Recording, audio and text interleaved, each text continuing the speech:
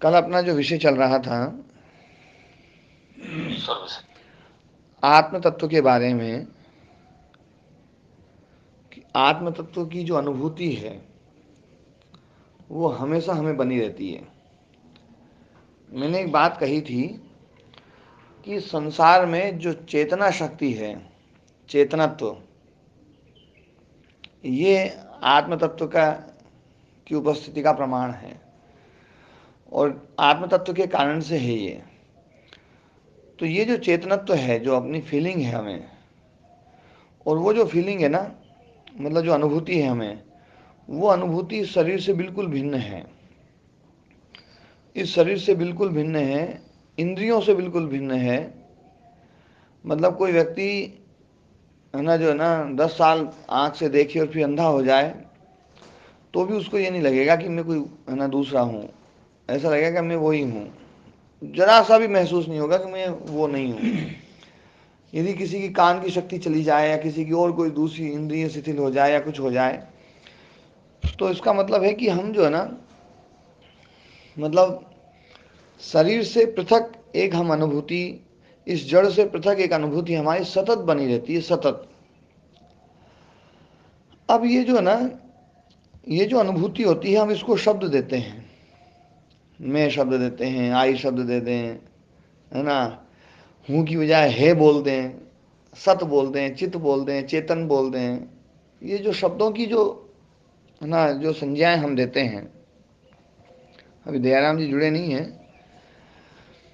तो जो शब्दों की संज्ञा देते हैं, तो पहले हमें ये समझना पड़ेगा कि शब्द की प्रवृत्ति किस प्रकार से प्रारंभ होती है। एक छोटा बालक जब शब्दों को सीखता है तो उस समय प्रोसेस क्या होती है ये पहले समझ में आएगी, तो हमें समझ में आएगा कि शब्द का वहाँ पर निषेध क्यों किया गया है। शब्द का जो निषेध किया गया है, मतलब जो ज्ञान हम और उच्च उच्च अवस्था में जाते हैं तो वहाँ पर शब्द रहित ज्ञान की बात कही जाती है। संप्रज्ञात समाधि में शब्द रहित की बात होती है ना, कि भैया जहाँ पर जो है ना शब्द नहीं है। जैसे सवितर्क और निर्वितर्क, दोनों में अंतर क्या है? सवितर्क शब्दात्मक ज्ञान है, निर्वितर्क शब्द रहित ज्ञान है, वहाँ शब्द नहीं है, है ना। इसी प्रकार से सवितर्क निर्वितर्क, सविचार निर्विचार, तो वो जो ना शब्दार्थ ज्ञान विकल्प संकीर्णा सवितर्का समापत्ति, शब्दार्थ ज्ञान से युक्त जो जो ना विकल्प जो ना, और स्मृति परिशुद्ध स्वरूप शून्य एव अर्थमात्र निर्भाषा निर्वितर्का, स्वरूप शून्य एव अर्थमात्र निर्भाष, शब्द नहीं है वहाँ पर। शब्द रहित हो जाए तो वो जो है निर्वितर्क। तो यही इसी प्रकार से सविचार और निर्विचार है, ते सविचार निर्विचार सूक्ष्म विषया व्याख्याता जो ना। तो शब्द रहित ज्ञान की बात तो संप्रज्ञात समाधि में बात कही जाती है, तो असंप्रज्ञात समाधि तो उससे भी ऊपर की चीज है। और आत्म तत्व का जो नित्य ज्ञान है वो तो बहुत ही ऊपर की चीज है। तो इसलिए इसमें जो ना शब्दात्मक ज्ञान नहीं हो सकता है। और शब्दात्मक ज्ञान की प्रोसेस क्या होती है ये समझा जाए तो शब्दात्मक ज्ञान में क्या होता है, जब बालक या हम जब शब्द हमने सीखे तो उसमें क्या होता है, एक अन्वय होता है, एक व्यतिरेक होता है। अन्वय व्यतिरेक के द्वारा बालक जो है ना शब्द शास्त्र को या भाषा को समझता है, भाषा को पकड़ता है। अन्वय व्यतिरेक क्या है पहले भी समझाया है वैसे, पर कई नए साधक जुड़े हुए हैं, उनको उनके समझने के लिए थोड़ा सा सरल रहेगा। कि बालक जब शुरू शुरू में जब होता है, वो देखता है किसी ने कहा रोटी लाओ, उसने दो शब्द सुने, रोटी लाओ। तो रोटी लाओ, फिर उसने देखा कि क्या हुआ, एक आदमी गया रोटी ले आया। फिर उसने सुना चावल लाओ, एक आदमी गया चावल ले आया। तो वो ये समझता है कि दो वाक्य बोले गए, दो वाक्य बोले गए, उसमें एक शब्द ऐसा है जो दोनों वाक्यों में है, लाओ है। और दो शब्द ऐसे हैं जो एक पहले वाक्य में है, दूसरे में नहीं है, दूसरा शब्द दूसरे वाक्य में है, पहले में नहीं है। वो कौन कौन से शब्द हैं? रोटी चावल। रोटी और चावल। और लाओ शब्द दोनों में है। फिर बालक देखता है कि रोटी लाओ जब कहा गया तो व्यक्ति गया और रोटी लेकर के आया। फिर जब चावल लाओ ये कहा गया तो भी व्यक्ति गया और चावल लेकर के आया। तो लाने वाली जो क्रिया है वो दोनों में समान है कि आदमी जाता है तो कुछ लेकर के आता है। और जो भेद है वो भेद क्या है? भेद है कि पहली बार जब लाया था तो एक ऐसी चीज लाया था, रोटी जैसी, ये दोनों ना। और दूसरी बार लाया था तो सफेद सफेद ऐसी दाने वाली ये चीज लेकर के आया था। तो ये है व्यतिरेक, जहां भिन्नता है।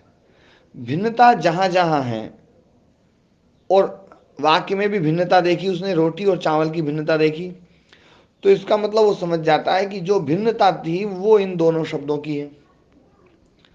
और जो अन्वय है, संबद्ध संबद्ध है, जुड़ा हुआ है, वो वहां पर भी दोनों में जुड़ा हुआ है और यहाँ पर भी वाक्य में दोनों में जुड़ा हुआ है लाव शब्द। और वहां पर लाव शब्द का अर्थ है भैया वो लेकर के आया।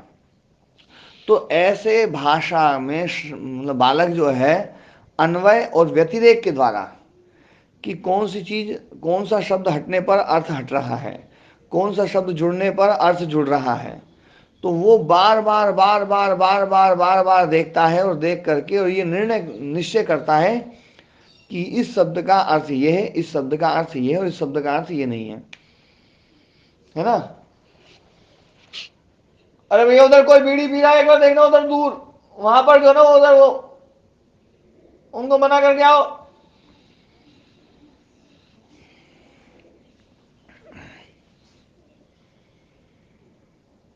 थोड़ा भाग के जाओ। हाँ जी। तो अन्वय और व्यतिरेक के द्वारा हम शब्द से अर्थों को समझते हैं। अब हम कोई भी शब्द बोलते हैं तो जो बचपन से जो हमने अन्वय व्यतिरेक का प्रयोग किया है वो अन्वय व्यतिरेक इसमें लगा हुआ। हाँ प्रणाम जी, देर लगा दीजिए, आज तो बड़ी अच्छी बात चल रही थी, आपके लिए मैं धीरे धीरे बोल रहा था पर मन की आ जाए आ जाए आ जाए, देर लग गई। तो आप सुन लेना ना, रिकॉर्डिंग सुन लेना। योग कक्षा है उसके कारण सबसे थोड़ी कई बार मजबूरी हो जाए। हाँ हाँ, तो रिकॉर्डिंग सुन लेना। तो जी महाराज जरूर। है ना, तो जब हम बड़े हो जाते हैं तो बड़े हो जाते हैं तो उन भाषा के उन शब्दों में भी अन्वय व्यतिरेक जरूर जुड़ा हुआ रहता है। मतलब हमने जो रोटी शब्द को आज भी जो हम अर्थ करते हैं रोटी शब्द का, तो उसमें अन्वय व्यतिरेक वाला ज्ञान होगा या नहीं होगा? क्यों जी मुकेश जी? होगा तो है ना, अन्वय व्यतिरेक तो जरूर होगा कि किसी चीज से जुड़ा हुआ और किसी चीज को हटाया गया। इसलिए जब हम शुद्ध बोलते हैं तो शुद्ध बोलते हैं तो मलों को हटा देते हैं, भैया मल हट गए, है ना, मल रहित हो गए। या हम जो है ना अनंत बोलते हैं, भैया अंत नहीं है, या ये नहीं है, ये सब अन्वय व्यतिरेक से युक्त जो है चीजें हैं। कि तो अन्वय व्यतिरेक जो है ये हमारी भाषा में सब में रहता ही रहता है। अब आत्म तत्व जो है वो अन्वय व्यतिरेक से भिन्न है। न तो उसका किसी के साथ में अन्वय हो सकता है, ना किसी के साथ में उसका व्यतिरेक, वो एक बिल्कुल पृथक चीज है। तो अन्वय व्यतिरेक युक्त जो भाषा है वो उस अन्वय व्यतिरेक रहित अर्थ का बोध कैसे करा सकती है? इसलिए कोई भी शब्द आत्मा के लिए बोला ही नहीं जा सकता है। शब्द अन्वय व्यतिरेक से युक्त होता है, इसलिए शब्द में विकल्प वृत्ति होती है। विकल्प वृत्ति मतलब, विकल्प वृत्ति का मतलब है कि जो चीज जैसी है उसको वैसा का वैसा नहीं कहा जा सकता है, थोड़ा सा कुछ भिन्नता तो होती ही होती है। इसको बोलते हैं विकल्प वृत्ति। हम विकल्प वृत्ति के द्वारा हम शुद्ध शब्द को समझते हैं। हम विकल्प वृत्ति के द्वारा अनंत को समझते हैं। अनंत का मतलब जिसमें अंत नहीं है। अरे भैया अंत है ही नहीं तो अंत शब्द से बोल क्यों रहे हो? आप बिना अंत शब्द के अनंत को समझाओ। तो बोले अंत शब्द को लाना ही पड़ेगा। बोले जिस चीज को तुम मना कर रहे हो कि ये उसमें नहीं है, उसी चीज के द्वारा तुम अनंत तत्व को समझा रहे हो। जिस चीज का तुम मना कर रहे हो शुद्धत्व में, शुद्ध शब्द के द्वारा उसके मलों को, है ना, मल रहित है ये बताना चाह रहे हो। तो जिस चीज को आप हटा रहे हो, आप समझाने के लिए उसी शब्द का प्रयोग करते हो भैया, कि उसमें जिसमें मल नहीं है। पहले मल को समझो, फिर मल रहित। अच्छा, मल रहित है, शुद्ध नहीं समझ सकते, हम कैसे समझेंगे? तो शब्दात्मक जो ज्ञान होता है वो विकल्प वृत्ति से युक्त होता है। जैसे मैं कहूं आप लोगों को रोटी, अब रोटी शब्द बोल दिया, अन्वय व्यतिरेक के कारण से आप दूसरे पदार्थों से भिन्न तो समझ सकते हैं, पर रोटी का क्या स्वरूप है, रोटी कितनी मोटी है, कितनी पतली। आप मोटी होगी तो भी रोटी बोलेंगे, पतली होगी तो भी रोटी बोलेंगे। मतलब आप चलो ठीक है, ज्यादा मोटी है तो अपन बोल सकते हैं मोटी रोटी, पर उस मोटी रोटी में 2 ग्राम आटा और मिला दिया या 1 ग्राम आटा और मिला करके फिर रोटी बनाई, तो भेद कैसे होगा? वो तो आप प्रत्यक्ष देख करके तो कुछ कर सकते हैं, लेकिन है ना, शब्द से तो भेद का पता नहीं चल सकता है। इसलिए शब्दात्मक जो वृत्ति होती है वो विकल्प वृत्ति से युक्त होती है। शब्द ज्ञानानुपाति वस्तु शून्यो विकल्प, शब्द ज्ञानानुपाति होती है विकल्प वृत्ति। शब्द ज्ञान से जो ना शब्दात्मक ज्ञान वहां होता है, अर्थात्मक ज्ञान जो है ना वो बहुत कम होता है, कई बार थोड़ा होता है, लेकिन शब्द पूर्ण रूप से अर्थ को बताते संभव ही नहीं है। ये तो बहुत आत्म तत्व तो बहुत दूर की बात है। हमें ऐसे बहुत सारे अनुभव हैं जिनको हम शब्द से बयान नहीं कर सकते। आपने है ना जो ना गुड़ खाया, गुड़ में एक मीठापन है। आपने जिसने गुड़ नहीं खाया उसको कभी नहीं बता सकते कि वो मीठा कैसा था। आप उसको मीठा बताओगे तो वो कहेगा अच्छा चीनी जैसा मीठा, बोले नहीं चीनी जैसा मीठा नहीं। बोले अच्छा आम जैसा मीठा, बोले यार आम जैसा मीठा भी नहीं है। तो मीठा बिल्कुल अलग ढंग का था। बोले कैसा, बोले केले जैसा मीठा, बोले ना केले जैसा मीठा नहीं। देखो सब में मीठा है, लेकिन सबका मीठा अलग अलग है या नहीं है? और हर गुड़ का मीठा अलग है। हर गुड़ का मीठा अलग है। आप जिस बोले यार इस गुड़ में मीठापन अलग ढंग का है, इसमें अलग ढंग का है? और अलग ढंग होते हुए भी उनमें कुछ एक रूपता भी है। आंख बंद करके आप किसी के जीभ पर गुड़ रखो, फट बता देगा ये तो गुड़ है, बता देगा। तो मीठा जो ना वो अलग ढंग का मीठा है। गुड़ का, चीनी का मीठा अलग ढंग का है, बूरे का मीठा अलग ढंग का है, खांड का मीठा अलग ढंग का है ना, रवे का मीठा अलग ढंग का है ना, सीरे का मीठा अलग ढंग का है। और सब फलों में मीठापन जो है उनमें सब में मीठा अलग अलग ढंग का है। नीमोली में भी मीठापन होता है, नीमोली पक जाती है उसका मीठा बिल्कुल अलग ढंग का होता है। सब कितने अलग अलग भेद हैं, शब्द कभी नहीं बता सकता इन चीजों को। तो शब्द जो है वो अन्वय व्यतिरेक युक्त होता है। अन्वय व्यतिरेक होने के कारण से आत्म तत्व के लिए हम जो शब्द का प्रयोग करें वो कभी भी घटित नहीं हो सकता है। हाँ ठीक है, हम समझाने के लिए थोड़ा सा शब्दों का प्रयोग कर देते हैं, इसलिए सत चित आनंद जो शब्द हम प्रयोग कर रहे हैं वो प्रयोग बस इस रूप में कर रहे हैं कि ये और दूसरे शब्दों की बजाय ये थोड़े से शब्द ज्यादा करीब लेकर के जाते हैं हमें। बाकी कोई भी शब्द आत्म तत्व के लिए बोला नहीं जा सकता, इसलिए आत्म तत्व को अप्रमेय कहा गया है कि वो अप्रमेय है, वो अनिर्वचनीय है, वो अव्यपदेश्य है, वो अकथनीय है, वो अग्राह्य है। ये जो बातें कही जाती है वो इसलिए कही जाती है कि शब्द के द्वारा तो विकल्प वृत्ति आएगी, और विकल्प वृत्ति में मतलब यथार्थ ज्ञान के साथ में अयथार्थ ज्ञान भी मिला हुआ होता है, संशयात्मक ज्ञान भी मिला हुआ होता है, मतलब भ्रम रहता है, मिथ्या ज्ञान भी रहता है ना जो है ना। लेकिन जो शब्द रहित जो ज्ञान होगा, शब्द रहित ज्ञान होगा, वो जो ज्ञान है वो ज्ञान मतलब बिल्कुल शुद्ध होगा, बिल्कुल एकदम प्योर होगा और वो पूर्ण होगा। तो आत्म तत्व का जो ज्ञान है वो शब्द रहित ज्ञान है। और हम जो ये मैं हूं की जो फीलिंग करते हैं, और मैं हूं में से मैं भी हटा दिया हूं, और हूं में से ऊ भी हटा दिया है, ये है जो ज्ञान है, ये है आत्म है रूप नहीं है। भीतर तो शब्द रहित है, वो जो फीलिंग है हमेशा बनी रहती है, वो फीलिंग जो है ना वो शब्दात्मक नहीं है। जिसको भाषा नहीं आती उसको भी वैसी वैसी फीलिंग होती है जैसी आपको है, और जैसी आपको वैसी वैसी गाय को भी है। हाँ, गाय उसको शब्द नहीं दे सकती, आप उसको शब्द दे सकते हैं, इसलिए शब्द दे करके आप कह देते हैं। और कई बार हमें शब्द देते देते देते इतना अभ्यास हो जाता है हमें शब्द का कि हम बिना शब्द के, मतलब जो है ना, फीलिंग ऐसा लगता है कि बिना शब्दात्मक फीलिंग कैसे होगी, बिना शब्दात्मक फीलिंग कैसे होगी। जैसे हम गाय को देखते हैं, तो गाय को देखते ही हमें गाय शब्द जो है ना जरूर आता है, गो शब्द जरूर आता है, अर्थ के साथ में शब्द जरूर आता है। लेकिन योग साधना के द्वारा हम उस शब्द को और उस अर्थ को बिल्कुल अलग अलग कर देते हैं। इसलिए तो एक सिद्धि आई थी ना कि शब्द, अर्थ और जो बोध प्रत्यय, जो बोध है प्रत्यय है, इनको योगी बिल्कुल पृथक पृथक कर देता है। और उसके पृथकता से है ना जो है, ये क्या हो गया, सब प्राणियों की भाषा का ज्ञान हो गया। हाँ, सर्वभूत रुत ज्ञानम, है ना। तो इनका जब पृथकता का बोध हो जाता है, तो पृथकता का बोध होकर के पृथक पृथक इनको हम कर देते हैं, तो जो है सभी प्राणियों के, है ना जो है, हमें जो है प्राणी क्या शब्द बोल रहे हैं, क्या वो कर रहे हैं, उसका ज्ञान जो है वो होने लगता है। ये एक विशेष सिद्धि जो बताई गई थी, वहां पर शब्द को बिल्कुल अलग कर दिया है अर्थ से।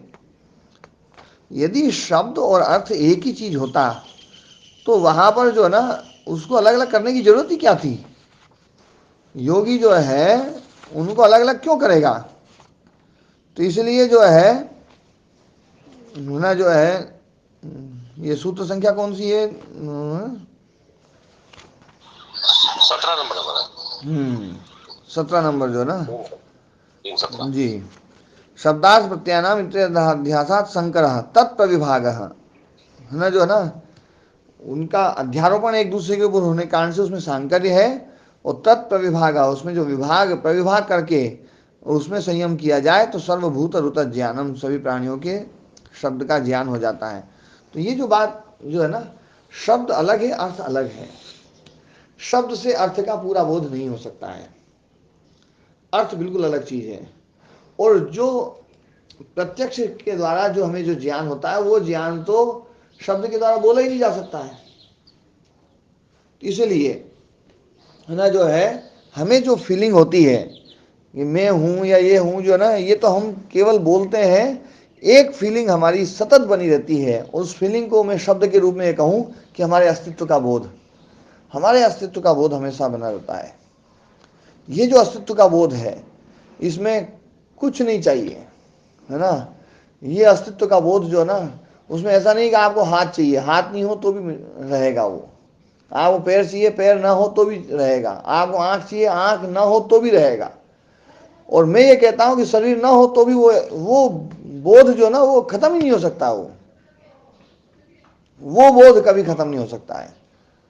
हाँ, उस बोध के साथ में जितने भी विशेषण जोड़े जाते हैं, वो सारे के सारे विशेषण जो ना, वो प्रकृति के द्वारा, प्रकृति के कारण से जुड़ते हैं, जड़ के कारण से जुड़ते हैं। और हम सब विशेषणों में जीते हैं। और ये जो विशेषण है, यही संघात है, विशेषण ही संघात है। और अविद्या के द्वारा जब संघात हटता है तो सारे विशेषण हटते हैं। तो विशेषण हटने पर जो विशेषणापरामृष्ट शुद्ध, जो विशेषण से अपरामृष्ट जो शुद्ध है, उसमें स्वरूप प्रतिष्ठा होती है। वो जो स्वरूप प्रतिष्ठा है वो तब होती है। लेकिन आत्म तत्व की, चेतनता की, हाँ, चेतनता की अनुभूति हमेशा बनी रहेगी। इसको कोई नहीं नकार सकता। आपके मन में एक क्षण के लिए भी ये नहीं आएगा कि हम जड़ हैं, जबकि जड़ शरीर कितना भयंकर हमारा हम लेकर के घूम रहे हैं, उसको ढो रहे हैं, लेकिन फिर भी एक क्षण के लिए भी ऐसा महसूस नहीं होता कि यार अपन जड़ हैं। अपना चेतन बिल्कुल लगता है।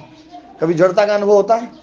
एक क्षण के लिए भी जड़ता का अनुभव नहीं होता है, क्योंकि वो एक क्षण के लिए भी वो जो अनुभूति जो है आत्म तत्व की अनुभूति, वो तिरोहित नहीं हो सकती है। हाँ जी राम कुमार जी। महाराज जी, विशेषण संघात है, इसको थोड़ा सा समझाओ। ये जरा संघात में विशेषण है। आप इंद्रिय, अपने आप को इंद्रिया माने, आप अपने आप को मन माने, आप अपने आप को चित्त माने, आप अपने आप को शरीर माने, फिर शरीर के द्वारा फिर उपाधियां माने। मैं बालक हूँ, मैं बड़ा हूँ, मैं जवान हूँ, मैं बूढ़ा हूँ, मैं गृहस्थी हूँ, किसी का पति हूँ, किसी का पिता हूँ, किसी व्यापार का मालिक हूँ, किसी आश्रम का स्वामी हूँ, सन्यासी हो गया हूँ, योगी हो गया, ध्यानी हो गया, ज्ञानी हो गया, पता नहीं क्या क्या और हो जाते हैं अपन जो है ना। सारे विशेषण जो है ना जितने भी हैं ये सब चित्त के हैं। चित्त का जो बहुरूपत्व है, बहुरूपियापन, ये बहुरूपियापन है सब। एक हो हम बहुत श्याम, मैं एक हूँ मैं बहुत हो जाऊं, बहुत रूपों में विभक्त हो जाऊं।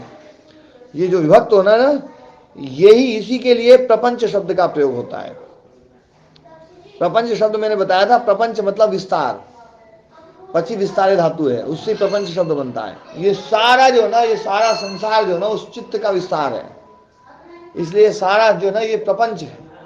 और इस प्रपंच का मूल अविद्या है, इसलिए अविद्या को भी प्रपंच कहते हैं। बोले काय के पड़पंच में पढ़ रहे हो? अरे पड़पंचों को छोड़ो, ये पड़पंच क्या है? ये प्रपंच है, ये सारे विशेषण हैं। ये सारे विशेषण से हटना जो है ना, अपने शुद्ध रूप में जाना। और ये सारे जो विशेषण है ना, ये सारे विशेषण चाहे वो वृत्ति रूप में होते हैं, अधिकतर वृत्ति रूप में रहेंगे, चित्त में तो वृत्ति रूप में रहेंगे। इसलिए वृत्ति निरोध होते ही सारे प्रपंच जो है ना वो शांत होते हैं। प्रपंचोपशमम है ना, जहाँ प्रपंचों का उपशमन है ना। इसलिए वहां पर जो चतुर्थ रूप जो दिया ना वेदांत उसमें जो है ना मांडुक्य उपनिषद में, वहां प्रपंचोपशमम कहा गया है। क्यों जी? कहा नहीं कहा जी दयाराम जी? प्रपंचो क्षमम शिवम शांतम अद्वैतम चतुर्थम मन्यन्ते स आत्मा स विज्ञेय। विजया। तो प्रपंचोपशमम, प्रपंच का जहाँ उपशमन हो गया है। शिवम, जहाँ वो शिव रूप है। अब नाम शब्द बोलना पड़ रहा है समझाने के लिए, वास्तव में उसको बोला नहीं जा सकता, लेकिन शब्द भी उसके करीब तक तो लेके जाता ही है। ठीक है, गौ शब्द जो ना, और गौ अर्थ बिल्कुल अलग अलग है, लेकिन गौ शब्द जो ना अर्थ के करीब तो ले ही जाता है। तो शिवम शांतम अद्वैतम चतुर्थम समन्वयते स आत्मा स विज्ञेय, जो बात कही जाती है ना, ये वास्तव में आत्म तत्व का जो शुद्ध रूप है, वो जो चैतन्य रूप है।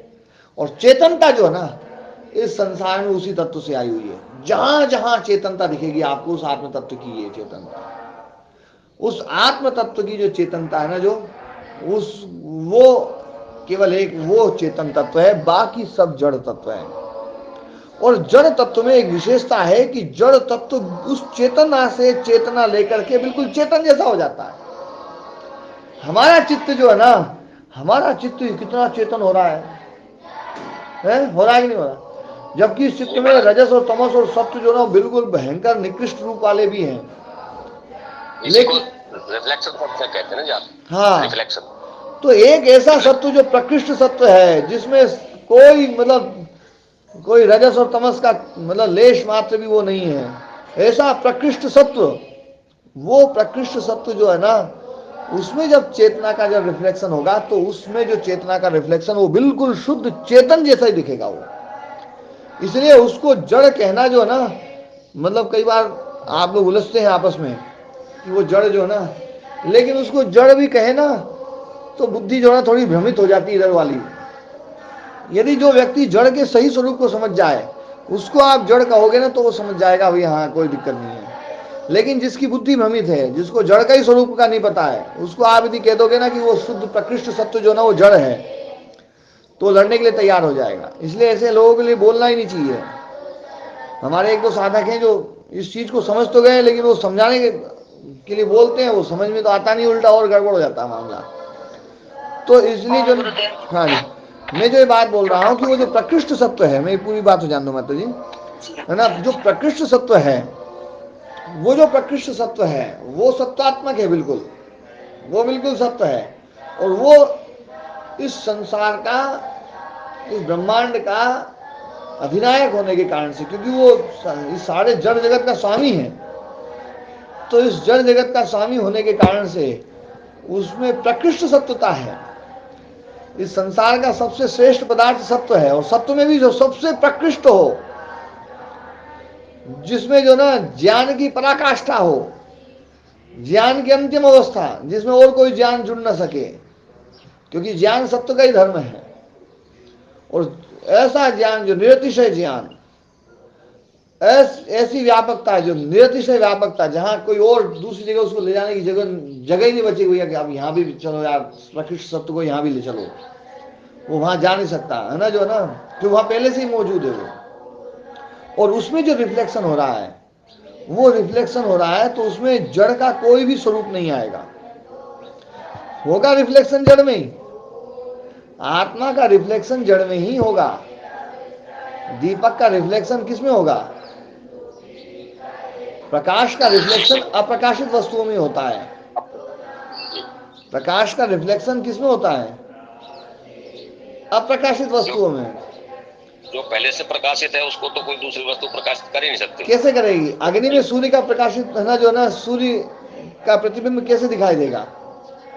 जी आप अग्नि को देख करके बता सकते हैं कि सूरज आ गया या नहीं आया? नहीं बता सकते। कोई नहीं बता सकता, है ना। तो चेतन का जो ना रिफ्लेक्शन वो जड़ में ही है, ये बिल्कुल ध्यान रखना। और दूसरे इसलिए संघातों महाराज जी में परमात्मा जड़ होते हुए भी चेतन ही है। चेतन रूप, बिल्कुल चेतन रूप दिखाई देगा आपको। हाँ बिल्कुल उसको चेतन ही है कहीं महाराज, से भी आज जो ना, बिल्कुल समझ में आ गया। कहीं से भी आप उसको जड़ रूप, क्योंकि उसका जड़त्व जो है ना, हमारे जो चित्त हैं उसमें जो जड़त्व है, वो जड़त्व उस है ना प्रतिबिंब में झलकता है। प्रतिबिंब में झलकने के कारण से, क्योंकि हमारा जो प्रतिबिंब है उसका कारण अविद्या है, वहां उस प्रतिबिंब का कारण अविद्या नहीं है। सत्व है खाली। वो तो सत्य ही है, वो ना वो हाँ सदा महाराज से जी, वैसे ही बिल्कुल है बिल्कुल महाराज। है ना। वो निष्कारण है, इसलिए उसका जो प्रतिबिंब है ना वो कभी खत्म नहीं हो सकता है। हमारा जो प्रतिबिंब है वो अविद्या के कारण से है, इसलिए वो पीछे वाला पेंट उतरती जो ना वो जो है ना अविद्या हटी और रिफ्लेक्शन खत्म। लेकिन वहां रिफ्लेक्शन जो है ना कभी भी खत्म नहीं हो सकता है। इसलिए उसको जो ना हम जो है मतलब उसको देखेंगे ना, तो वो तो बिल्कुल चेतन रूप ही दिखाई देगा, वो हमेशा एक रस दिखाई देगा, उसमें कभी भी भेद वो नहीं होगा। ये बात जो है ना जिसको समझ में आ जाएगी, वो ईश्वर तत्व के स्वरूप, ईश्वर तत्व को या ईश्वर के स्वरूप को सही समझ सकता है। लेकिन फिर भी मैं ये बात जरूर कहता हूं कि है वहां पर भी रिफ्लेक्शन। चेतन तत्व तो जो ना वो एक ही है, वो चेतना जो है ना वो एक से ही सब में जो ना व्याप्त हो रही है। और ये बात जो ना जो है ये भी समझनी बहुत जरूरी है ना जो है। और पर ईश्वर तत्व में जो रिफ्लेक्शन है, वो रिफ्लेक्शन में बिल्कुल शुद्ध चैतन्य स्वरूप ही दिखाई देगा, क्योंकि जड़ का कोई धर्म उसमें नहीं आ सकता है। क्योंकि धर्म तो तब आए जब धर्म परिवर्तनशील वाला हो। वहां पर कोई, वहां ना तो राग है, ना वहां द्वेष है, ना क्लेश है, ना कर्म है, ना विपाक है, ना संस्कार है, कुछ भी तो नहीं है वहां कुछ नहीं है वहां, ना जो है पुण्य अपुण्य पाप धर्म अधर्म कुछ नहीं है, सब उस सब से बिल्कुल रहित है वो, है ना। और प्रकृष्ट सत्य है, नित्य ज्ञान है उसका, नित्य ज्ञान, निरतिशय ज्ञान, एक रस ज्ञान, परिणाम नहीं है, कमी नहीं है, न्यूनता नहीं है। इसलिए ईश्वर तत्व को जो ना हम इस रूप में समझें। और आत्म तत्व का जो स्वरूप है वो बिल्कुल चेतन रूप, बस चेतन रूप। और वो जो चेतन रूप है उसमें जो अनुभूति है, वो उस अनुभूति को आप है ना जो है ये नहीं कह सकते कि अनुभूति जो है ना इसको मैं ये शब्द दे दूं। आप शब्द दे सकते हैं, है ना, इसलिए उसको ज्ञानात्मक कहा गया है। कि ज्ञानात्मक कहा गया कि वो हमेशा उस ज्ञान में ही रहती हो। वो एक ज्ञान है जो नित्य ज्ञान है, जिसमें कोई बदलाव नहीं होगा। वो ज्ञान जो है ना वो नित्य ज्ञान, इसलिए उसको चित्त शब्द से कहा गया है। ये चित्त शब्द जो ना केवल इसी अनुभूति के लिए है। सत उसके होने से है, क्योंकि वो है बस। अब उसको कहें क्या, उसको कहें क्या, नहीं है कह नहीं सकते तो इसलिए सत बोलना पड़ेगा। एक नित्य ज्ञान है इसलिए चित्त बोलना पड़ेगा। वहां कोई सुख दुख नहीं है, कोई वो नहीं, इसलिए आनंद बोलना पड़ेगा, है ना। क्योंकि वहां दुख बिल्कुल नहीं है। उस जो अनुभूति, वो जो अनुभूति है उसमें कोई बदलाव नहीं होगा। बदलाव होगा तो दुख हो, वहां कोई बदलाव ही नहीं है, कोई परिणाम ही नहीं है। परिणाम से सुख दुख होता है, सुख दुख परिणाम से होता है। जब भी बदलाव आता है तो वो बदलाव या तो है ना सुख की अनुभूति देता है या दुख की अनुभूति देता है, होता ही नहीं होता है ना। वहां एक रास्ता है, इसलिए उसका नाम आनंद दिया है। महाराज जी, हाँ जी ओम। महाराज जी क्या ऐसा भी कह सकते हैं कि ये एक ही सिक्के के दो पहलू हैं, जैसे तो चैतन्य और ईश्वर। माया सहित जो चैतन्य है उसको हम ईश्वर कह देते हैं, हाँ, और जो केवल जो माया रहित शुद्ध चैतन्य है उसको हम आत्मा कह देते हैं। उसको हम ब्रह्म बोलते ऐसा हैं। कहा जा सकता हाँ, आत्मा ब्रह्म शब्द जो बोला गया ना, देखो ये जो बोलना है ना, ये बोलने के साथ जब हम ये बोलते हैं कि माया सहित, तो इसका मतलब संघात आ गया, जी जी है ना। बस मैं यही इतने दिन से यही समझा रहा हूं कि है संघातात्मक ये, बस बाकी और कुछ भी नहीं, मैं ना इसमें और कुछ नहीं कहना चाह रहा हूं, बस संघातात्मक कह रहा हूं। और इसी को ना, इसी को जो है ना जो है उपाधि युक्त जो कहा गया है कि ये सोपाधिक रूप है, सोपाधिक रूप जो कहा गया ना, और इस सोपाधि को जो समझेगा वही जो ना जीव ब्रह्म ऐक्यम जो बात कही गई ना, उसको समझ सकता है वो, है ना। सोपाधिक माने महाराज जी जो सगुण रूप है उसको सोपाधिक कह सकते हैं। सोपाधिक और को समझ लो, मैं सोपाधिक को बहुत कम शब्दों में जल्दी समझा रहा हूं, है ना। सोपाधिक का मतलब है उपाधि शब्द जो ना, उपाधि शब्द विशेषण जैसा है। मैंने पहले भी कई बार समझाया है, मैं इस बात को फिर समझा रहा हूँ, आज स्वामी जी हैं इसलिए जो ना, विशेषण जो होता है, विशेषण जो होता है वो भेदक होता है, दूसरे से भिन्न कराता है। जैसे काला सांप, तो काले शब्द ने दूसरे सांप से इस सांप को अलग करा दिया। लाल गाय, तो लाल गाय, लाल शब्द ने दूसरी गायों से इस गाय को अलग करा दिया। मोटी गाय, पतली गाय, लंबी गाय, बूढ़ी गाय, जवान गाय, है ना। ये सब शब्द जो है ना, विशेषण जो है ना, ये सब भेदक हैं। लेकिन भेदक के साथ में वो विशेषण उसके वाचक भी हैं, उसके वाचक भी हैं, वो विशेषण उनको कह भी रहे हैं। लाल गाय में लाल शब्द गाय को ही कह रहा है, लाल कुछ अलग नहीं है, लाल गाय का ही भाग है ना। तो इसलिए विशेषण जो होता है वो वाच्यत्व सती व्यावर्तकतया प्रतीयमानम विशेषणम, वो वाच्यत्व होने पर, वाच्यत्व होने पर, वाच्यत्व होते हुए व्यावर्तकतया प्रतीयमानम, है ना, जो भेदक होते हुए, मतलब भेद भी कराए, भेद भी कराए, व्यावर्तकतया प्रतीयमानम, भिन्नता कराते हुए जो प्रतीत कराए, और वाच्यत्व है उस शब्द का, वो वाच्य है, तो वो विशेषणम। वाच्यत्व होते हुए जब भेदक कराए तो विशेषण होता है। अवाच्यत्व सती व्यावर्तकतया प्रतीयमान उपाधि, जब कोई शब्द भेद तो कराए लेकिन वो उसका वाचक ना हो, तो उसको विशेषण नहीं बोलेंगे, उसको उपाधि बोला जाता है। जैसे घटाकाश, अब घटाकाश जो है ना, दूसरे आकाश से इस घड़े वाले आकाश को अलग करा रहा है, करा रहा है नहीं करा रहा है। लेकिन घट जो ना आकाश का कभी भी वाचक नहीं बन सकता है। घट अलग चीज है, आकाश अलग चीज है कि नहीं है। तो आकाश से, दूसरे आकाश से इस आकाश को भिन्न कराने में घट शब्द का प्रयोग आपने कर लिया है, लेकिन घट कभी भी उसका विशेषण नहीं बन सकता, उसका वाचक नहीं बन सकता है, इसलिए इसको बोलते हैं उपाधि। ये उपाधि, तो जो उपाधि से युक्त जो है ना, जो हम जो आत्म तत्व के लिए हम उपाधि शब्दों का प्रयोग कर सकते हैं कि आपकी आत्मा अलग और मेरी आत्मा अलग, कि आपकी उपाधि अलग है, मेरी उपाधि अलग है। आपके चित्त से युक्त जो आत्म तत्व है, चित्त है जीव, चित्त का एक नाम है जीव, चित्त की एक शक्ति है जीवन। चित्त में 7 अदृष्ट धर्म बताए हैं। निरोध धर्म संस्कारा परिणामोथ जीवनम चेष्टा शक्ति चित्त से धर्मा दर्शन वर्जिता, ये 7 धर्म बताए चित्त के, उसमें एक जीवन शक्ति है। तो जीवन शक्ति चित्त का धर्म है, और ये जो जीव है ये चित्त है, और उस जीव से जो व्यावृत जो युक्त है, जो ना उससे युक्त जो आत्म तत्व है, उसके लिए हम जीवात्मा शब्द का प्रयोग करेंगे। और जो परम चित्त से युक्त जो आत्म तत्व है उसको हम परमात्मा बोलेंगे। तो जीवात्मा शब्द जो ना, ये उपाधि भेद से हम आत्मा शब्द, जीवात्मा शब्द का प्रयोग करते हैं, उपाधि से युक्त है। तो आत्मा में कोई भी उपाधि डालते हम, विशेषण तो बन ही नहीं सकता, क्योंकि उसका कोई वाचक शब्द ही नहीं है। इसलिए सब जो ना अपरिणामी, अप्रतिसंक्रमा, ये सब उपाधियां हैं। उपाधि क्या है कि मल जिसमें नहीं है, मल उसका विशेषण, उसका वाचक बन ही नहीं सकता है। तो मल के द्वारा आप उसको दूसरों से अलग कर रहे हैं कि वो निर्मल है। दूसरी तो मल वाली चीज है, वो मल रहित है। तो मल शब्द के द्वारा, मल उपाधि के द्वारा आप उसको बता रहे हैं। मल उसका विशेषण नहीं बन सकता, बन सकता है क्या? वो अनंत है। तो अंत शब्द के द्वारा आप उसको समझा रहे हैं। अंत उसका विशेषण, उसका वाचक बन ही नहीं सकता है। मल उसका वाचक नहीं बन सकता है, अंत उसका वाचक नहीं बन सकता है, परिणाम उसका वाचक नहीं बन सकता है। हम उसको अपरिणामी बोलते हैं कि परिणाम नहीं है, तो परिणाम के द्वारा उसको समझा रहे हैं।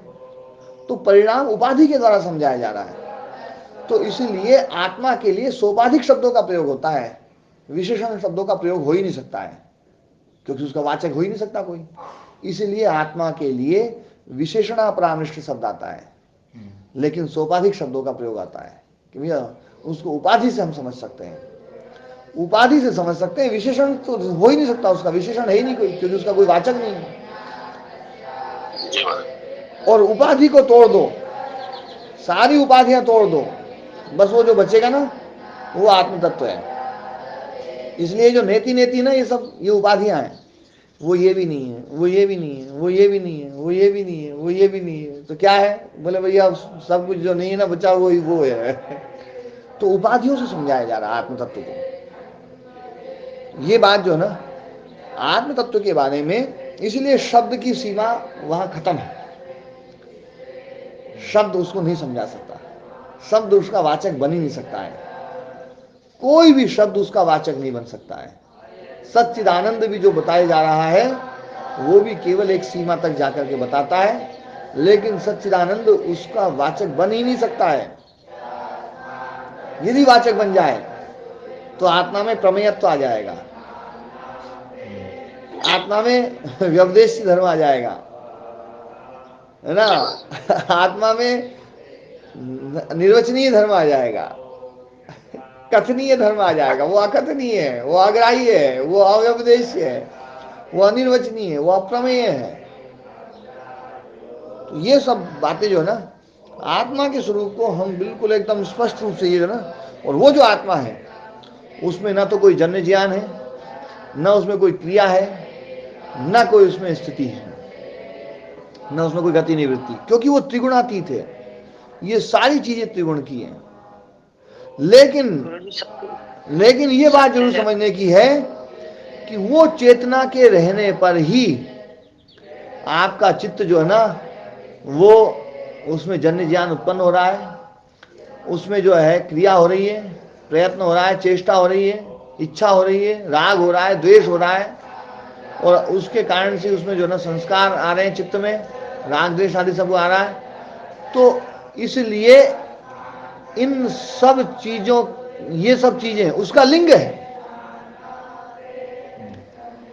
इच्छा द्वेष प्रयत्न सुख दुख ज्ञान ये उसके लिंग है, उसके गुण नहीं है, उसके धर्म नहीं है, लिंगानी कहा। ये उसके लिंग है। ये है, इसी बात से हम पता चल सकता है कि वो है। हाँ जी राम कुमार जी, एक बार राम कुमार जी से कल चर्चा हुई थी इसी विषय पे, उनको मैं याद दिलाना चाह रहा हूँ, ध्यान दें थोड़ा। राम कुमार जी ध्यान दीजिए। हाँ महाराज जी सुन रहा हूँ आचार्य जी।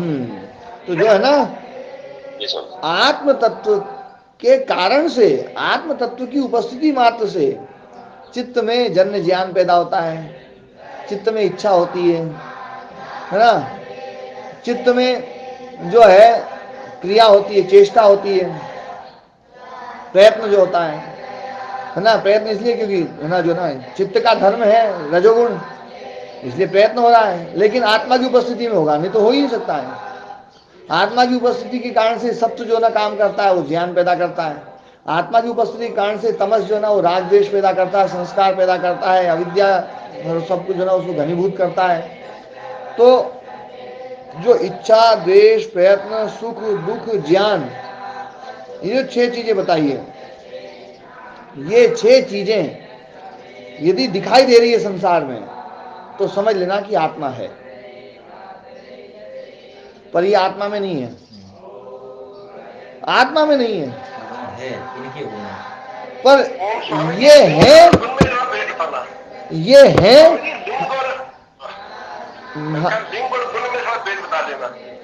लिंग जो होता है वो लिंग जो है ना मतलब चिन्ह होता है।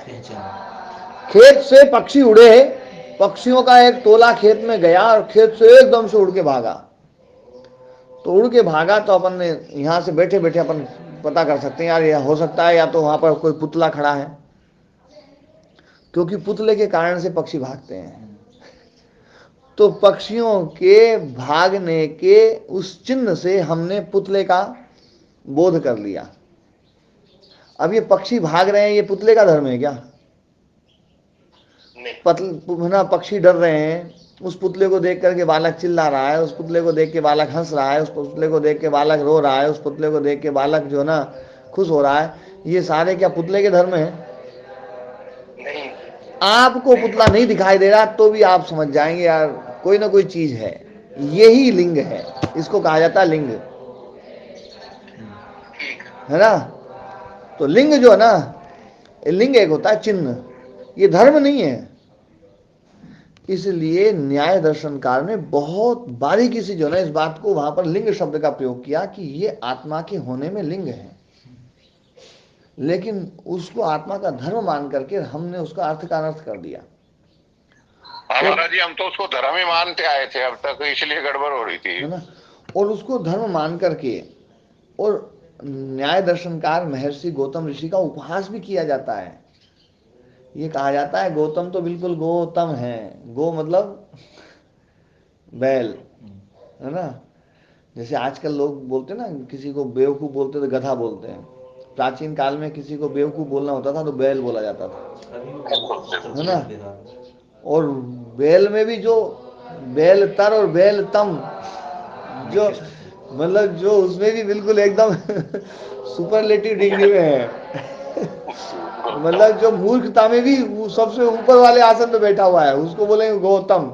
बोले गौतम है, बोले ये तो क्यों गौतम है, बोले ये धर्म आत्मा में डाल दिए, जबकि गौतम ऋषि उसमें धर्म बता ही नहीं रहे, वो तो चिन्ह बता रहे हैं। और धर्म भी कह सकते थे, है धर्म शब्द का भी धर्म शब्द का प्रयोग कर सकते थे, गुण शब्द का प्रयोग कर सकते थे, उन्होंने नहीं किया। उन्होंने कहा है कि ये इच्छा द्वेष प्रयत्न सुख दुख ज्ञाना नहीं आत्मनो लिंगम, ये आत्मा के लिंग है, आत्मा के होने में प्रमाण है, आत्मा के होने में चिन्ह है।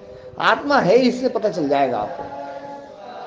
यदि आत्मा ना हो तो ये चीज नहीं होगी, ना इच्छा होगी, ना द्वेष होगा, ना प्रयत्न होगा, ना सुख होगा, ना दुख होगा, ना ज्ञान होगा, कुछ भी नहीं हो सकता है।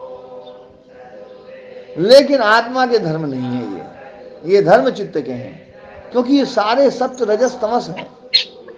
महाराज जी। हाँ जी महाराज जी, गौतम ऋषि का फिर बाद में नाम बदलना तो चाहिए था, ऋषि को बदला क्यों नहीं?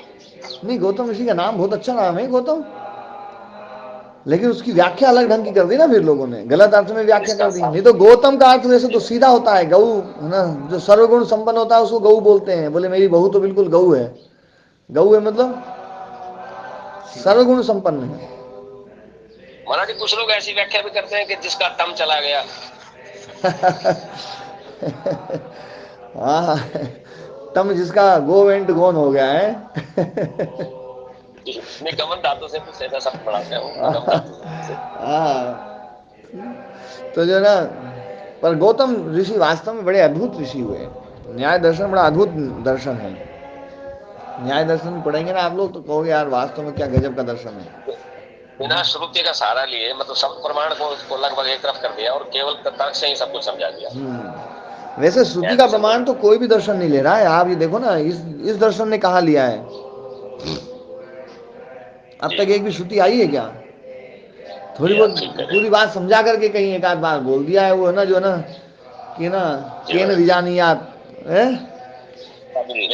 लेकिन महाराज जी, टीका व्याख्याकारों ने या भाष्यकारों ने तो प्रयोग किया है, वहां पर भाष्यकार ने भी बिल्कुल प्रयोग नहीं किया। हाँ, नहीं, भाष्यकार ने यहाँ एक दो श्रुति का प्रयोग किया, एक दो श्रुति का प्रयोग करना कोई यूं नहीं है कि श्रुति का प्रयोग कर लिया, लेकिन वात्स्यायन जी ने तो बिल्कुल नहीं किया। हाँ, तो जो है इच्छा द्वेष प्रयत्न इसमें तो नहीं है, इच्छा द्वेष प्रयत्न इसमें नहीं है।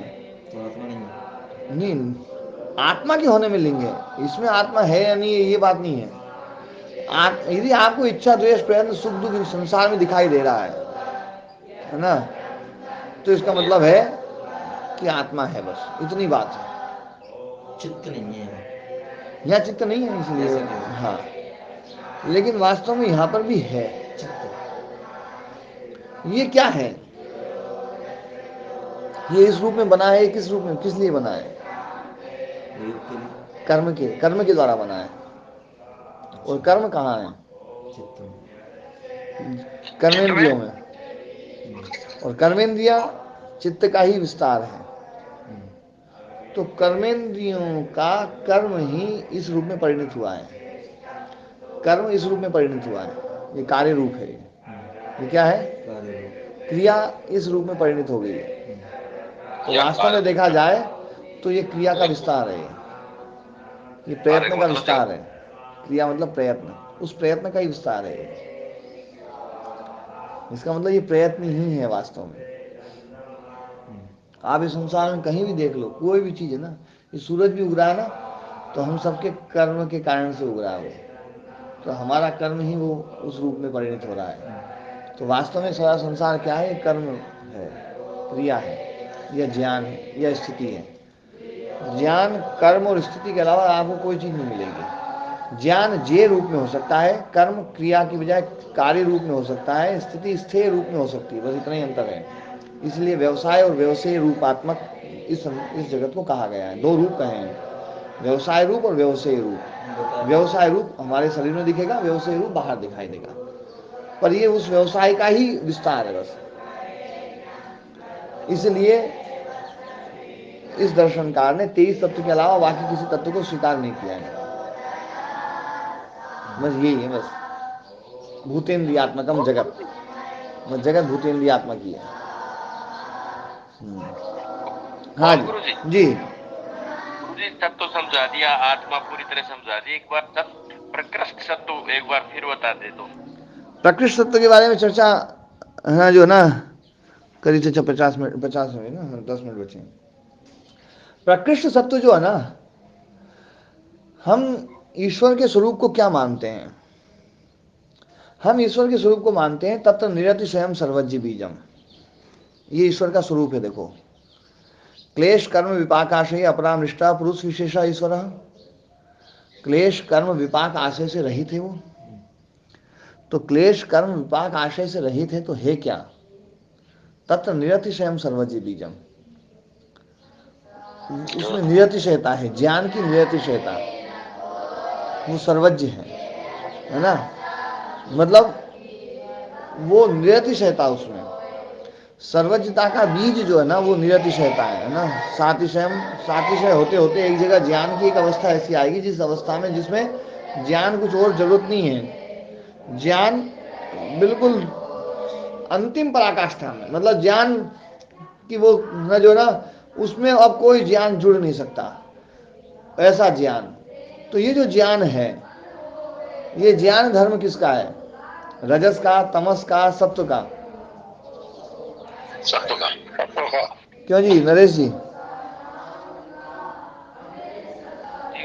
है ना? ज्ञान धर्म किसका है?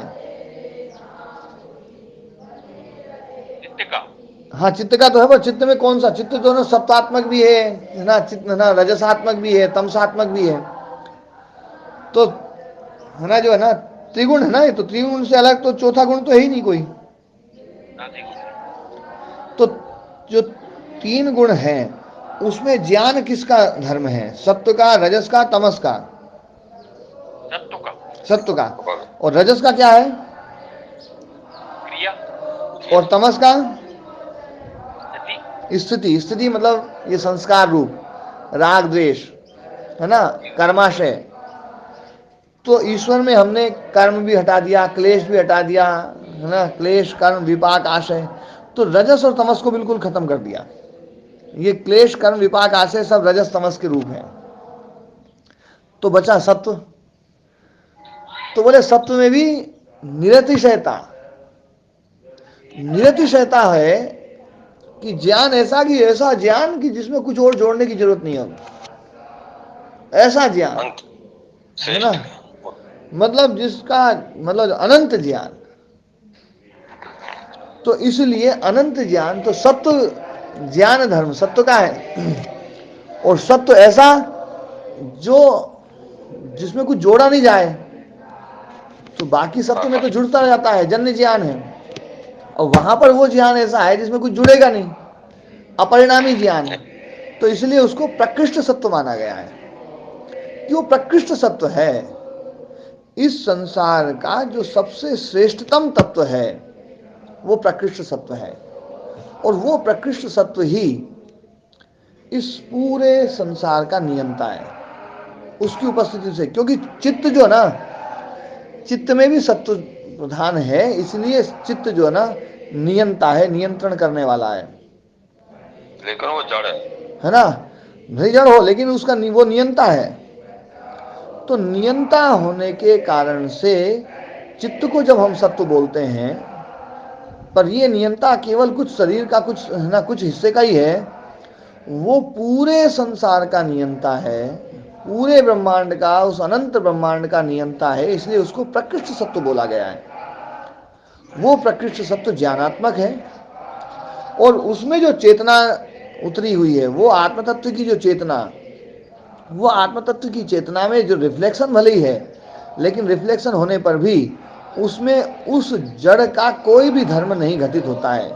जैसे आप देखते हैं कुछ शीशे ऐसे होते हैं जो शरीर को मोटा दिखाते हैं, कुछ शीशे होते हैं जो शरीर को लंबा दिखाते हैं, कुछ शीशे होते हैं जो शरीर को टेढ़ा मेढ़ा दिखाते हैं, कुछ शीशे होते हैं जो शरीर को सुंदर दिखाते हैं, कुछ शीशे होते हैं जो शरीर को कुरूप दिखाते हैं। इसका मतलब रिफ्लेक्शन में शीशा अपने धर्म भी जोड़ रहा है,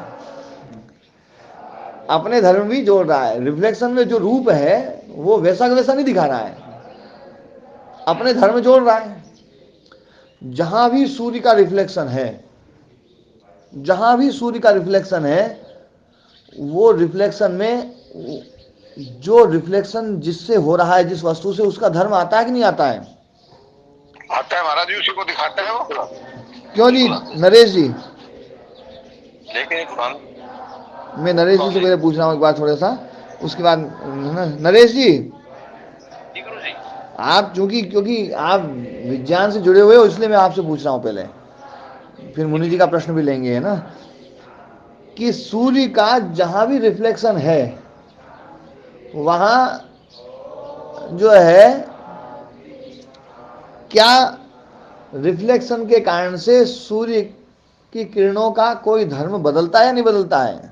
मतलब जहां रिफ्लेक्शन जिससे जिससे रिफ्लेक्टेड हो रहा है, वो अपना धर्म उसमें जोड़ रहा है, नहीं जोड़ रहा है? क्या नहीं जोड़ता है? देखो जरा, आपके कमरा, आपके सामने कौन सी वस्तु खड़ी हुई है? पेड़ वेड़ खड़ा हो कोई ऐसा है?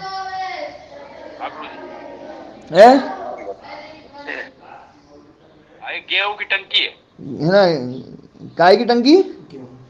गेहूं की टंकी खड़ी गेहूं की टंकी। गेहूं की टंकी में जो आपको जो प्रकाश दिखाई दे रहा है, जो उससे परावर्तित हो रहा है, वो तो सूर्य का ही प्रकाश है ना। जी गुरु जी, पर सूर्य का प्रकाश है, तो सूर्य का प्रकाश क्या गेहूं की टंकी का प्रकाश जैसा प्रकाश है, या ये इसमें कुछ अलग है? इसमें कुछ कलर भी आ गया है, कलर भी है, कलर भी आ गया, रूप भी आ गया, और वैसी उष्णता नहीं होगी उसमें जैसी सूर्य के उसमें है। क्या उतनी एनर्जी इसमें है? नहीं है गुरु जी। मतलब आप यूँ बताओ, उसमें कोई भी एक धर्म ऐसा बता दो जो बिल्कुल वैसा वैसा ही हूबहू सूर्य के प्रकाश में जैसा वैसा वैसी, है ना, मतलब एक भी धर्म ऐसा बता दो जो सूर्य के प्रकाश जैसा हो, बिल्कुल हूबहू हो। सूर्य के प्रकाश का जो धर्म है, वो धर्म बिल्कुल हूबहू ऐसा उसमें है नहीं, है गुरु है? तो इसका मतलब है कि टंकी ने अपने धर्म इसमें जोड़ दिए हैं। जी। जी गुरु जी, जोड़े कि नहीं जोड़े? जोड़े। आप कोई भी जरा चीज देख लो, जहां भी सूर्य का प्रकाश रिफ्लेक्टेड हो रहा है, वहां उस रिफ्लेक्टेड जिससे हो रहा है, उसका धर्म साथ में जुड़ जाता है। जी गुरु जी, ठीक है ना? तो इसका मतलब है कि जहां भी रिफ्लेक्शन है, वहां अपना धर्म जुड़ा हुआ है। तो हमारे जितने भी चित्त हैं, इनमें जहां भी आत्मा का रिफ्लेक्शन है ना, सब में जो ना चित्त का धर्म साथ में जुड़ा हुआ है। रिफ्लेक्टर ये अपना धर्म जोड़ देता है, ये सिद्ध हो गया। हाँ, रिफ्लेक्टर हो गया, रिफ्लेक्टर का धर्म भी जुड़ा रहता है। हाँ, लेकिन वो प्रकृष्ट सत्व ऐसा है कि वहां उसका अपना धर्म नहीं जुड़ता है, इसलिए उसका नाम प्रकृष्ट सत्व है। जी गुरु जी, बहुत ही बढ़िया बात है, बहुत सुंदर बात है। है ना, ये जो प्रकृष्ट सत्व है ना। हाँ ओम जी, महाराज जी, पुरुष विशेष ईश्वर को कहे, आत्मा को कहे? पुरुष विशेष ईश्वर हैं। ईश्वर है महाराज, ठीक हाँ, है। संघातात्मक, रिफ्लेक्टेड। पर रिफ्लेक्टेड में वहां पर कोई भी धर्म उसका नहीं जुड़ता है, इसलिए उसको चेतन ही मानने में फायदा है महाराज जी, जड़ में कोई फायदा हो ना। आप चाहे जड़ मानो चाहे चेतन मानो, उसके ऊपर तो कोई असर नहीं पड़ेगा। महाराज जी हम तो चेतन ही माना है। पर उसका स्वरूप जो है ना, उसका स्वरूप समझ लो कि बस वो रिफ्लेक्टेड है। बस मैं ये कहना चाह रहा हूँ, वो संघातात्मक है, मैं ये कहना चाह रहा हूँ। वो उपाधि युक्त है, सोपाधिक रूप है वो, ये कहना चाह रहा हूँ। वो ईश्वर रूप है, इसलिए उपाधि है, उसको तीसरे स्थान पर खड़ा किया है। वो तीसरे विशेष स्थान उपाधि है, वो सामान्य वो उपाधि विशेष उपाधि है, इसलिए उसको तीसरे स्थान पर खड़ा किया है। आत्मा को चौथे स्थान पर खड़ा किया है। वो उपाधि तो रहे। है, लेकिन वो है जी जड़ में ही तो हो रहा है। हाँ, रिफ्लेक्टेड जड़ में हो रहा है, रिफ्लेक्शन जड़ में हो रहा है। लेकिन वो जड़ ऐसा है जो प्रकृष्ट सत्व है। वो जड़ तो ऐसा है जो ना, मतलब मैं हकीकत बताऊं कि यदि इस धरती पर कोई ऐसा पदार्थ हो जो अपना थोड़ा भी अंश न जोड़े सूर्य के उस प्रतिबिंब में, तो मैं निश्चित कहूंगा कि धरती वाले लोग कहेंगे कि धरती पर दूसरा सूरज आया है। कहेंगे कि नहीं कहेंगे? ऐसा तो हो ही नहीं सकता। क्यों जी नरेश जी? गुरु जी ठीक लग रहा है मुझे तो। है ना? यदि कोई ऐसा तत्व हो जो बिल्कुल अपने अंश को न जोड़े, अपने अंश को बिल्कुल न जोड़े, यदि ऐसा हो जाए तो बिल्कुल सूर्य सूर्य जैसा दिखाई देगा। वो बिल्कुल सूर्य हो जाएगा, बिल्कुल सूर्य हो जाएगा। जी जी गुरु जी, है ना? समझ गया। हाँ, लेकिन अभी यहाँ धरती पे ऐसा नहीं है। लेकिन वो जो प्रकृष्ट सत्व है वो ऐसा है कि वो बिल्कुल चेतन अंश को बिल्कुल वैसा का वैसे ही है ना, जो ना वापस लौटाता है। उसमें अपना कोई धर्म नहीं जोड़ता वो, इसलिए वो अपरिणामी है। क्योंकि वो उसमें ना, उसमें कोई क्रिया नहीं है। उसमें कोई राग द्वेष और वो सब नहीं है। और ज्ञान भी है तो ज्ञान जो ना, वो ज्ञान बस एक ज्ञान अंश जो ना वो रिफ्लेक्टेड होता है। वो जो ज्ञान अंश जो रिफ्लेक्टेड होता है वो ज्ञान निरतिशय ज्ञान होता है। इसलिए वो निरतिशय ज्ञान एक विशेषता उसकी विशेष रूप से बताई गई है। इसलिए सूत्र बोलना पड़ा, तत्र निरतिशयम सर्वजी बीजम। जी मुनि जी, आप कुछ पूछना चाह रहे थे? मैं ये कह रहा था स्वामी जी, हाँ। अब जो आपने ये क्लास में बताया है, बहुत ही उत्तम बात बताई है और इससे लोगों के बहुत आग्रह टूटे हैं। बहुत ज्यादा मतलब तो ऐसी इसको एक बार और रिपीट किया जाए कभी समय हाँ समय। और ये जो आज की रिकॉर्डिंग है मैं भेज रहा हूँ, इसको आप लोग बार बार सुनना, फिर कभी फिर चर्चा करूंगा मैं तो, है ना? बहुत दोबारा बताना पड़ेगा जी सब सही जान बहुत के लिए ये हमारे सामने ये पेश किया है अपना मंतव्य आपने, बहुत सुंदर मंतव्य। ओम गुरु जी। हाँ ओम जी। गुरु जी, ईश्वर और शुद्ध आत्म तत्व के बारे में आपने जो बताया, जो पुरुष विशेष जो है वो अलग है और आत्म शुद्ध आत्म तत्व अलग है जी। तो सृष्टि का निर्माण करता कौन है?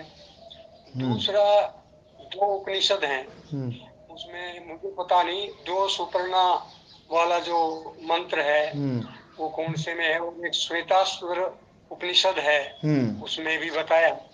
वहाँ थोड़ी भिन्नता प्रकट हुई है, इसलिए थोड़ी शंका आपसे बता रहा हूँ। तो कल इस पे चर्चा कर लेंगे अपन, और स्पष्ट कर दी। कल करेंगे इस पे चर्चा, है ना? ठीक है ना? कल इस पे चर्चा कर लेंगे। और सृष्टि जो करता जो जो भी बताया ना, वो तो वो जो पुरुष विशेष है ना उसी के लिए है, आत्मा के लिए नहीं है। आत्मा ये कि सामूहिक चित्त, एक विशेष चित्त, यही सृष्टि के करता है और क्या है। सही कहा मुनि जी ने ये बात। वो फिर श्वेतासुर उपनिषद और ये जो दूसरा उपनिषद है जिसमें ये मंत्र जो एक दो शब्द बोले मैंने, उसके हिसाब से फिर द्वासुपर्णा सयुजा सखाया, समानम वृक्षम परिशस्व जाते तयोर अन्य पिप्पलम स्वादते, है ना? अनशनन अन्यो अभिचाकशीति, है ना? ये मंत्र है वो। और वहाँ श्वेताश्वतर में एको देव सर्व गूढ़ सर्वभूतेषु ऐसे कुछ है। हाँ, एको देव तो ये जो जो निरतिशय सर्वज्ञ बीज है ना, जो जो पुरुष विशेष है, वो उसमें क्रिया नहीं है। वो आज ये द्वासुपर्णास पता चला है कि ये दो शब्द हैं जी, जो जो जो बेल बता रहा है, जी, ये है दो। जी, नहीं, वो पुरुष और पुरुष विशेष है। हाँ, पुरुष वो और कोई- पुरुष विशेष, हाँ, ये है दो सुपर्ण। जी। जी हाँ, एक पुरुष है, एक पुरुष विशेष है। पुरुष विशेष में क्रिया नहीं है, पुरुष जो है ना उसमें क्रिया है, उसमें राग द्वेष है, सब कुछ है ना।